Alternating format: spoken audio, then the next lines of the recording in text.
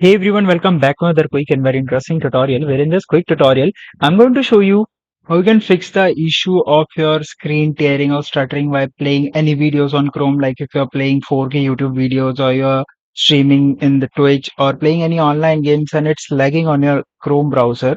Now, in order to fix that, all you need to do is to just simply open a new page, and here you need to search for Chrome semicolon forward slash flags and hit enter.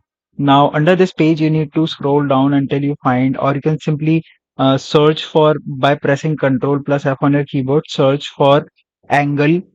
And once you search it, you will find this thing that is choose angle graphics backend. Here on this option, you need to that is set to default. All you need to do is to just simply click over there and select it as D3D11. And once you do it, it will ask you to relaunch your browser. You just simply need to relaunch your browser, and you'll notice that all of the issues that you're facing will definitely get solved.